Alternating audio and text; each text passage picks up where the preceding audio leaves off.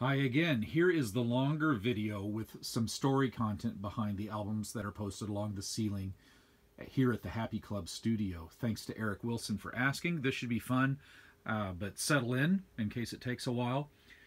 First, we have 1988 album Chase the Kangaroo by The Choir. I had not heard of the band when I was on an internship away from the University of Illinois to San Diego in 1988, but a friend there named Dave loaned me his cassette of this record, and it became an instantaneous favorite. I don't remember how long it took me to give Dave his cassette back, but he eventually did get it.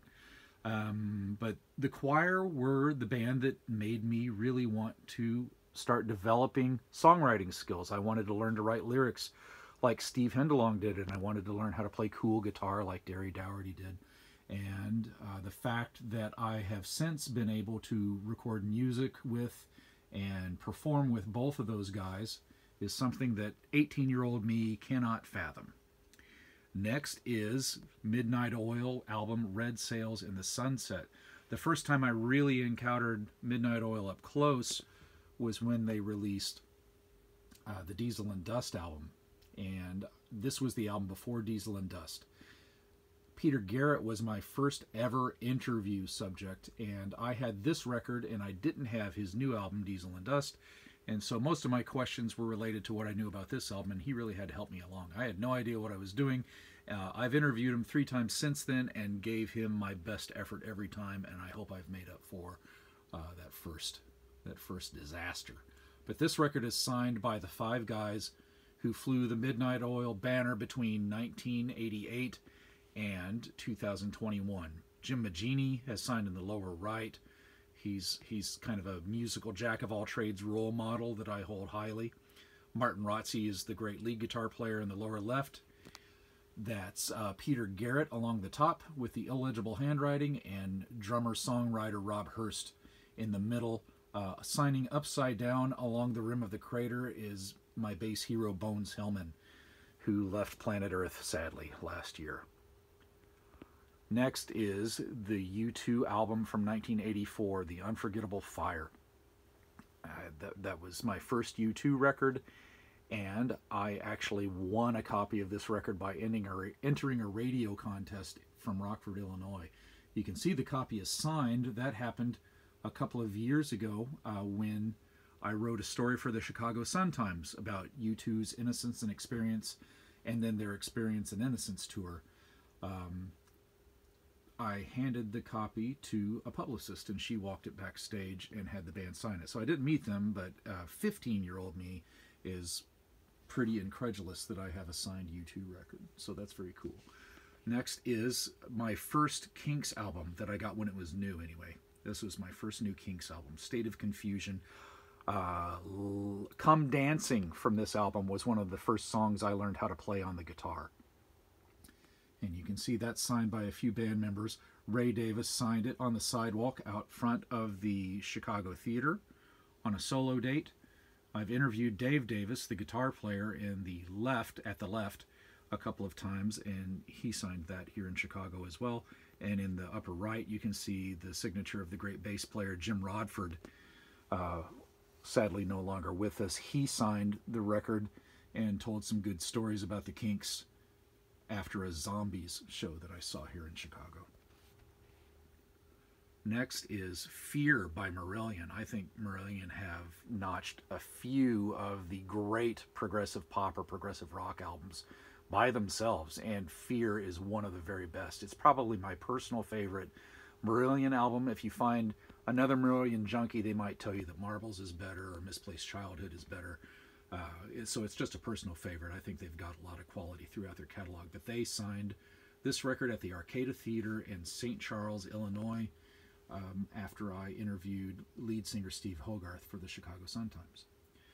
Next to that is the Lawrence of Arabia soundtrack. Now, I did not get the Lawrence of Arabia soundtrack signed personally, but I believe it to be completely authentic, and I got it because it included an Alec Guinness signature that you can see up to the top at the upper left. The other signatures are pretty fantastic too. Of course, there's Anthony Quinn, Peter O'Toole, the star of the movie. Omar Sharif is down here in the lower left, and Jose Ferrer over on the right. So that's a great keepsake. And the reason I wanted the Alec Guinness signature is, of course, most people know Alec Guinness as Obi-Wan Kenobi. Most people in the United States, anyway, know Alec Guinness for his role as Obi-Wan Kenobi from Star Wars. And if you look around the studio, you can see I've got little Obi-Wan Kenobi figurines everywhere. So that was a great keepsake. Plus, it's a fantastic soundtrack, and I love the movie. So next to that, another movie, the complete polar opposite in style of movie, but two movies that I love dearly include Lawrence of Arabia and UHF by Weird Al, one of the goofiest, dumbest movies ever made. I know that Weird Al is extremely proud that it's goofy and dumb. He signed it to the Happy Club. It says, "To Jeff and the Happy Club, Weird Al Yankovic." And here in the front corner of the room is Hemispheres by Rush. I played hooky from work in Southern California and drove down to a mall that I can't remember the name of, a gigantic mall in Irvine, California, that probably lots of people do know the name of, but he was doing a signing tour for his first solo record called My Favorite Headache, and you were allowed to get that signed and one other thing signed, so I brought my Hemispheres LP. There was a year in high school, or a semester in high school, I think it was my first semester junior year, where I came home every day after school, put on my headphones, and played Hemispheres before I would do my homework or any of my chores. So I have a personal obsession with that record.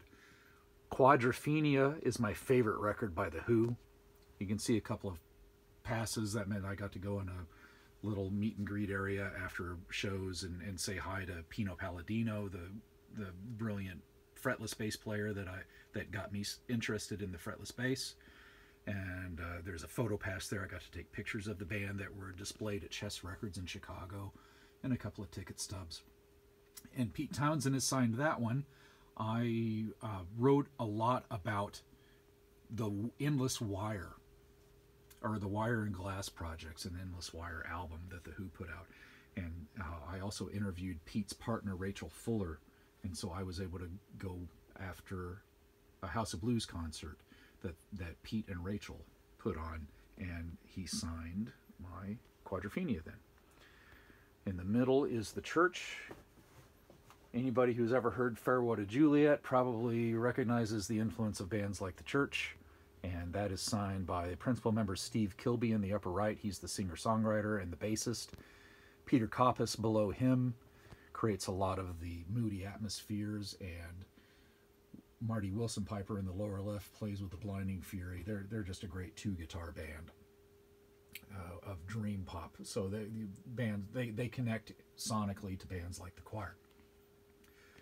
In the middle front wall of the studio is The Fine Art of Surfacing by the Boomtown Rats. This studio is named the Happy Club after one of Bob Geldof's solo records, and so that was a natural choice to put front and center here.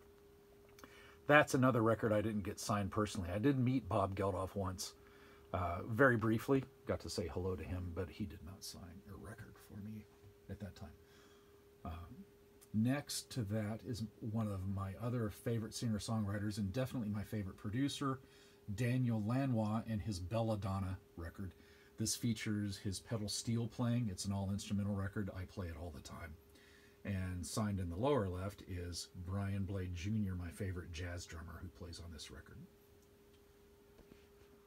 Next to that, in the glare of the overhead light, is Phantoms by the Fix, featuring the 5 classic member lineup of the band. And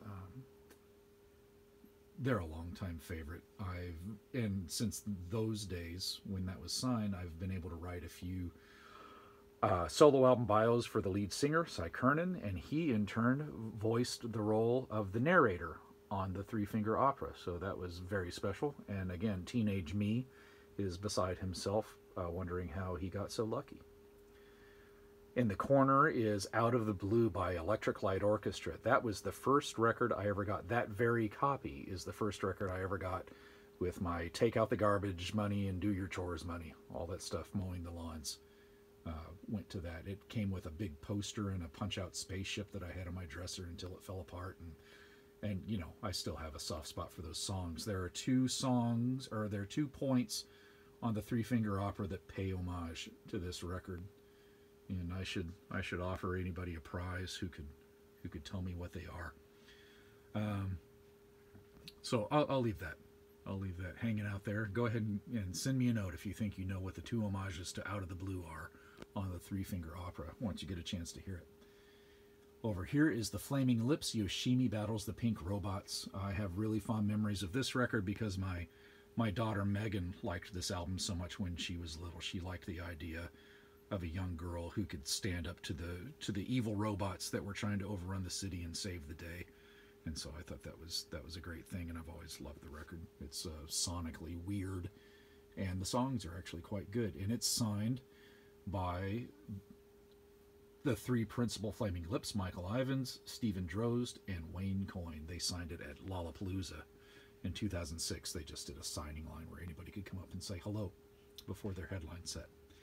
Next to that is the soundtrack album to the Ruddles film All You Need Is Cash. It's signed by Neil Innes. He's such a great role model of a positive attitude and interesting songwriting and good humor. He was just somebody I always looked up to greatly. I was lucky to have a little bit of a relationship with him, just, you know, first name basis, always catching up type of conversations. And I treasured every chance I got to see Neil. And so that's a special one. He's no longer with us.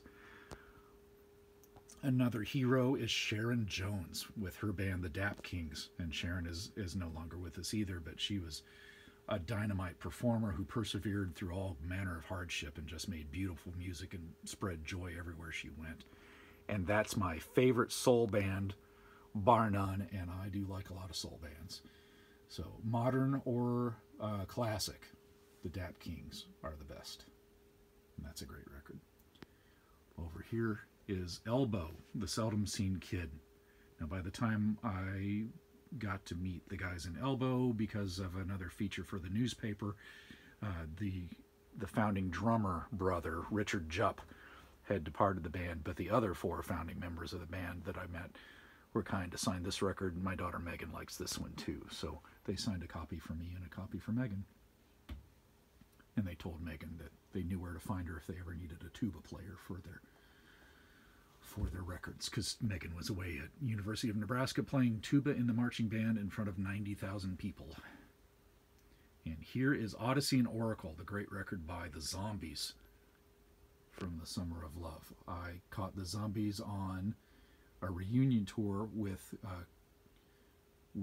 Hugh Grundy and Chris White, and so I was able to get the signatures of them, as well as the great keyboardist Rod Argent and the great singer Colin Blunstone. So that's pretty special. At the top, you can see a smudged signature by engineer Jeff Emmerich, who also worked on this record. Emmerich is best known for his work on Beatles records, but he also did brilliant work on Odyssey and Oracle. Here's a record by the great soul titan Charles Bradley, with my daughter's picture tucked into the frame. The first time we went up to see Charles Bradley was in Madison, Wisconsin, and we asked if we could say hello, and he cornered my daughter and gave her a lecture about her responsibility to her family and not dividing her parents or playing one off another. He was just ready to preach, and it was a sight to behold. So it was uncomfortable for Megan at the time, but it's certainly a memory that has never faded, and we always have that story to look back on and smile. And Charles was really a brilliant, sweet person who tried to radiate positivity wherever he went, and he did a good job of that. I wish he was still here. Here is Live at the Apollo by Yes. It's the version of Yes that reflects the music, or most closely reflects the music made on the run of popular albums in the mid-'80s, 90125, Big Generator, and Talk, because Trevor Rabin is the lead guitarist rather than Steve Howe. But Rick Wakeman from the classic lineup was also in the lineup, and of course singer John Anderson is there. So the bassist here is Lee Pomeroy, who I had also seen playing with the contemporary version of Electric Light Orchestra, so that was special.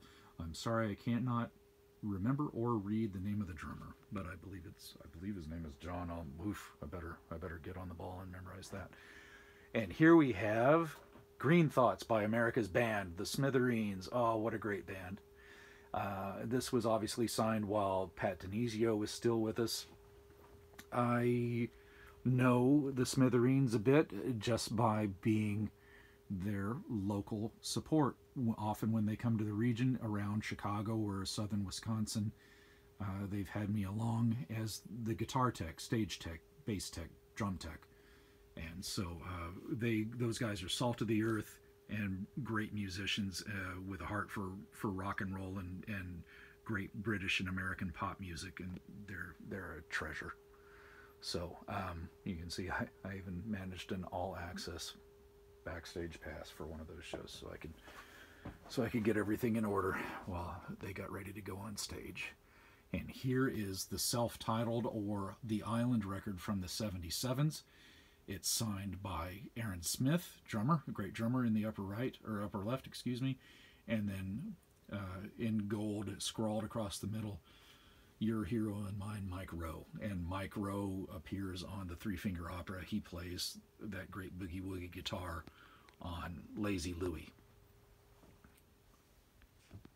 And that was so much fun to put together.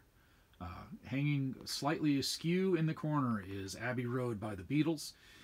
It's signed by engineer Jeff Emmerich, just like the Zombies record was, but this time his signature is not smudged. You can see all the streamers and graffiti, or the confetti that I've stuck into the frame. Those were from different Paul McCartney shows that I took my daughter Melody to, and that's why her picture is up there in the corner with Abbey Road. The streamers are from the first show that she and I saw in Tinley Park. The time when she fell asleep. She was pretty young at the time. But the pyrotechnics at Live and Let Die woke her right up in time for the encore. So that was a pretty tremendous moment. And then the confetti is from the last show that we saw when we went to see Paul McCartney in Moline. He came in and played a series of smaller markets, including the Quad Cities in Illinois on the western border. Here's Look a Pie Pie by the Meters, the great New Orleans funk band. Oh, so good. In the lower right is Art Neville, the keyboard player, Hammond organ player, who's sadly no longer with us. I did get to interview him one time for the Sun Times. Above him is another of my bass icons. That's George Porter Jr. I also got to interview him for the paper once. And with the biggest afro on the cover is Leo Nocentelli. What a guitar player he is. And at the top of the picture is drummer Zygmunt Least. I haven't been able to meet him. He doesn't seem to travel very far outside of New Orleans or Seattle. It seems like he plays in those two cities, and so I've got to get there to see him play in person someday. I have a friend named Tim White who is fond of comparing me to Todd Rundgren, which is absolutely ludicrous, but it's one of the nicest things you could possibly say to somebody who likes to write songs and produce songs, because Todd Rundgren is one of the best there ever will be. So he has signed his A Wizard, a True Star record. Next to that is the self-titled record by Echo and the Bunnymen. And I just came back from a weekend of playing Echo and the Bunnymen songs in New York and Ohio. But this copy of the record is signed by lead singer Ian McCullough and guitar player Will Sargent. So on the tour we just did, I was playing all Will Sargent's guitar parts. Next to that is Roger Daltrey signing his 1973 debut Daltrey. So I got that signed because I also talked to him for the newspaper. And that was an interesting one because he blew off the appointment. We had rescheduled his interview 2 or 3 times, and he was just a no-show until one day, about 2 weeks out from his performance, Somebody must have gotten on his case, because he called me in the middle of the day out of the blue, and I picked up the phone and I heard, "It's Roger." No explanation, just he was there ready to talk. So I had to say, "Roger, please bear with me a moment." I was in the house and I ran as fast as I could to get out here to the studio where I could record our conversation, and it went very well. After a pretty jumbled beginning. Next to that is Aladdin Sane by David Bowie. It's got a couple of my favorite tunes on, my favorite Bowie tunes. Watch That Man is a great, Chuck Berry style rock and roll song that Bowie wrote. It's a lot of fun. And it's signed by Spiders from Mars, excuse me. Drummer Woody Woodmansey in the upper left. And below that is the engineer who worked on the album, Ken Scott. And over on the right is the great piano player Mike Garson. He signed Aladdin Sane after a concert for a Bowie celebration. You can see I've got a Bowie celebration ball cap down there next to the album. But that was, of course, the show where Garson assembled a team of Bowie veterans, and they played his music, and they've been here to Chicago a couple of times, and that has produced the only performance of a David Bowie song that I prefer to the original. That, well, not like I don't like the original, but I thought that Bernard Fowler from the Rolling Stones singing Diamond Dogs was just dynamite. And so that was the one performance of a Bowie song I can think of where I actually like the cover better than what David did himself. Next to that is Pink Floyd, Dark Side of the Moon. And this has ticket stubs from the 3 separate band members that have toured under their own names. I have seen all 4 members of Pink Floyd perform, but I certainly never saw Pink Floyd themselves. So at the top of that stack of ticket stubs, you see David Gilmour, and that was the On an Island tour when he had Pink Floyd keyboardist Rick Wright along with him playing the keys. So I saw half of Pink Floyd at that, or half of the popular version of Pink Floyd playing together. I certainly never saw Syd Barrett play. That would have been something ludicrously special. Below that is a Roger Waters ticket stub, and below Roger is a Nick Mason ticket stub. So that's how I've gotten to see the 4 members of Pink Floyd. In the upper right, the confetti that has Resist printed on it is from the last Roger Waters show that I saw. And in the lower right corner is the photo pass from when I got to photograph the Nick Mason Saucerful of Secrets tour, which was really fun. When that tour comes back around, I highly recommend it for any fans of the early Pink Floyd material. I think the latest song that they played was from Adam Hart Mother. So that's Pink Floyd, and I've been staring here at Thomas Dolby's Golden Age of Wireless. He's known as a synth wizard. I think of Thomas Dolby as a great pop songwriter, so that was a real pleasure to get to talk to him and get his signature on a record. And he was, he was happy just to sign it and have me stick the thing on eBay, which I would never do. So I asked him if he would personalize it. So you can see in tiny letters, he actually put "To Jeff" on it. This copy of Hallelujah, I Love Her So by Ray Charles is special to me. I grew up with it. I stole this record from my dad. I actually asked him if I could borrow it, and then he never asked me for it back. So he knows it's here. He's seen it. But that's a special record. I got to meet Ray Charles one time too. When I was in high school, there was how do I explain this? There was something called the Voice of Democracy. It was a program through the Veterans of Foreign Wars where high schoolers would write an essay about their duty to the country and their community, and how they would support country and community. And mine actually won for the state of Illinois when I was a junior in high school. So I got to go on a couple of trips, and one of them was to something called the American Academy of Achievement in Minneapolis, and Ray Charles was getting an award there. And after they presented the award, he and the other dignitaries sat at a round table, and they unleashed the kids to just go around, I guess, and ask questions and be inspired by these people. And I went up to talk to Ray Charles, And another kid pushed past me and said, Mr. Charles, Mr. Charles. And he said, yes, son, what do you want? And he said, can I have your autograph? And Ray Charles said, I'd love to give you my autograph, son, but I can't, because I'm blind. And the kid kind of slunk away and didn't come back. And I asked Ray Charles, some musical question, and I asked him if I could take his picture. And he said, sure, go ahead, son. So I have a great picture of Ray Charles that I took, but what I don't have is a picture of me with Ray Charles, because it didn't occur to me that I could ask Ray Charles to get a picture with him at that time.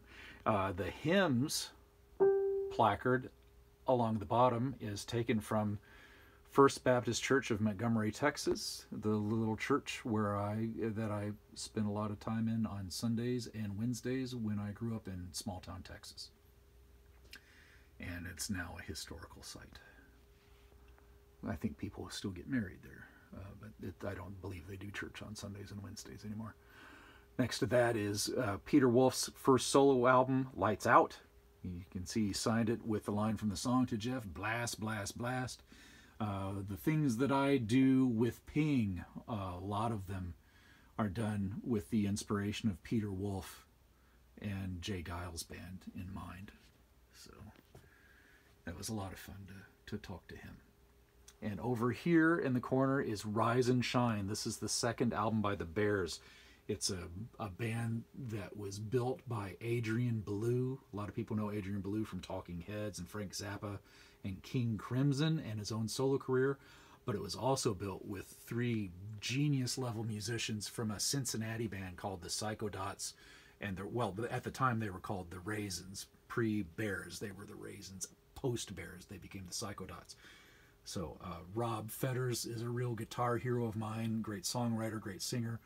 You can't see Chris Arducer's signature, but it's down there along the bottom, and he drew the horns and the face in the middle.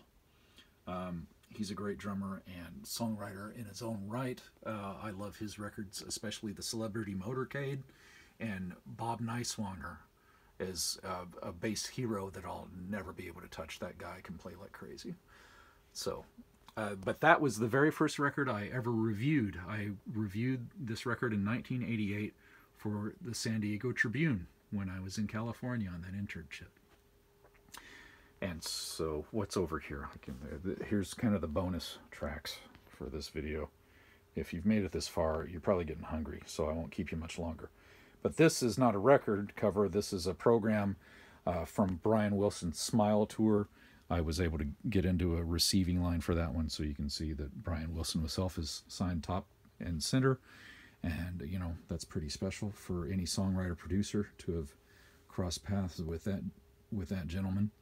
And then I was able to go visit backstage where a lot of the musicians were hanging out, and they have signed here alongside Brian. There's my picture that I got with Pete Townsend that he signed later. I have a backstage pass from the Hollywood Bowl and a guitar pick from Pete. Up here is a triptych photograph by Andrew McNaughton of Rush, and they sold these in support of a disadvantaged youth charity in Canada. And I got that while I was still in California, so I've had that for 20-some years.